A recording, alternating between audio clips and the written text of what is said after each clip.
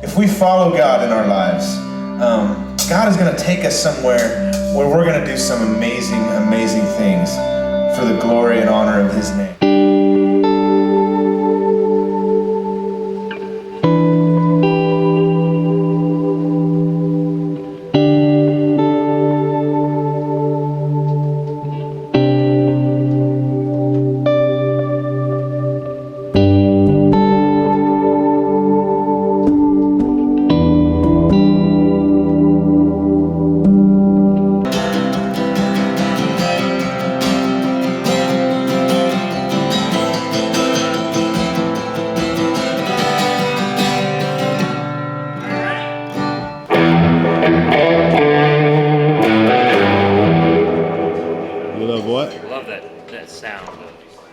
Can we run the click track just so Jimmy can get a level on his head? Just hit the click for Only Want to Sing.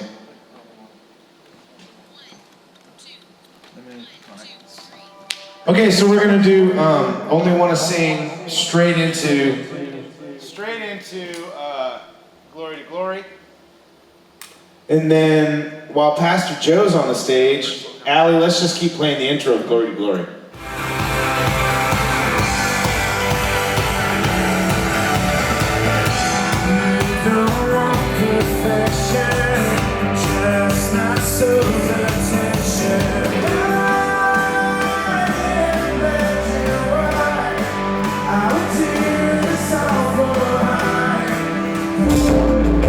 You took on a frame, you walked in with pain. You loved her, oh, how you loved her, oh, how you loved. You watching the Andy Griffith show, Nick? Yeah. I remember that from back in the day, Nick. Yeah, that was a long time ago. That was like 5 years ago. Four and a half, 5. You did a good job on this. I had no idea what I was doing. I found it in its native habitat. We've snuck our way down to the green room. We've stolen four throat coat teas.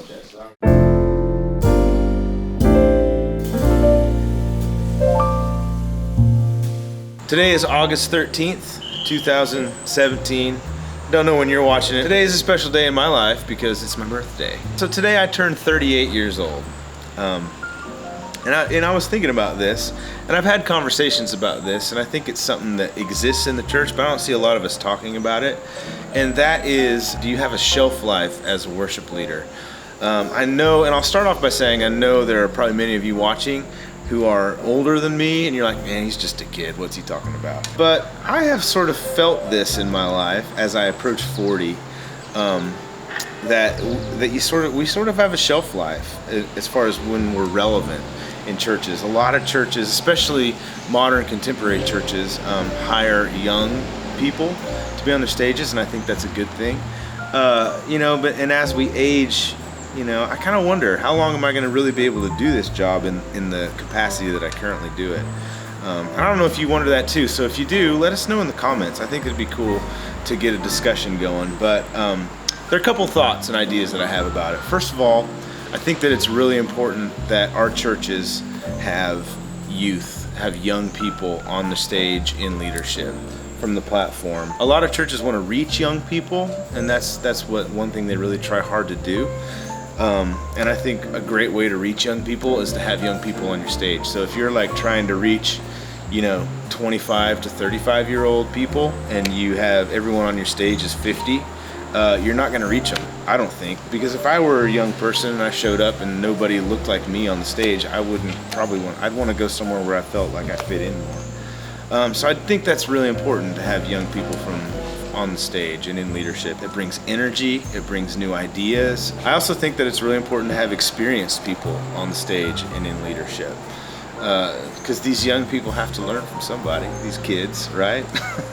And so I think both are important. If you're like me and you're kind of getting, a little older in this game, especially like I said in a modern church, modern contemporary church that sort of follows the trends of culture, There are a few things I think that are important that we do. One is to stay physically fit, and I'm calling myself out because I don't do a very good job of it, especially in the past like 5 or 6 years in my life.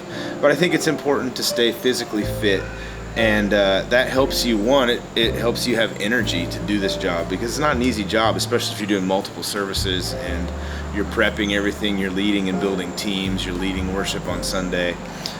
It can be a physically demanding job, and especially on a Sunday, it can be a really long day.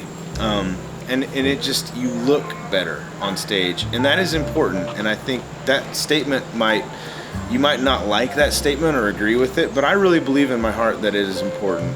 The Bible calls us to be physically fit, so I think that's an important thing, especially as we age, and it's something that I need to do. I think it's important that we remain relevant in our understanding of musical styles. I was just telling Nick, he's holding the camera here, I care less and less as I get older about what's new in music. In fact, I rarely listen to the radio. I don't even know what's cool in music right now, what the kids are listening to, and I don't care, but I probably should, because if our churches are trying to remain relevant to the culture, which is important to do, and I don't think very many churches do it very well, but if our churches remain relevant, and I don't believe that means watering down the gospel either, so please don't confuse what I'm saying or misunderstand what I'm saying. But it's important for us to understand what's culturally relevant, and it's important for us as musicians and worship leaders to understand that too, and know how to pull it off if we're asked to pull it off. If my boss at church, if one of the pastors said, we need to do some songs that are this style, and I don't have a clue how to do them, well, yeah, I'm irrelevant here. And it's not because I'm old, it's just because I haven't been paying attention. So it's important for us to do that, and it's important for us to always improve in our instruments, vocally, in our leadership skills, in our teams, that kind of thing. And I know a lot of people have that fear. They're going to be replaced by somebody younger. And the truth is, it's up to you, it's up to me, it's up to us to become so good at what we do, whether it's from a musical standpoint, from a leadership standpoint, that we become irreplaceable. Now, I believe nobody is irreplaceable, but you can become so valuable. Seth Godin is a writer that I really like. He calls it to become a linchpin, that a person that an organization would just be stupid to get rid of. And so that's one thing that I try and do. The second that we start to become complacent, we feel like we're experienced as a musician, as a leader, whatever, experienced enough that we don't really have to work on it anymore, then I think it's probably time for us to be replaced, because that's never a good place for us to be. We should always be getting better. So let me know your thoughts in the comments below. Do you feel the way I do sometimes? I'm being vulnerable right now for you here on my birthday.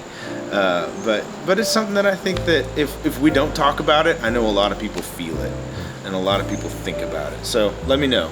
Thanks.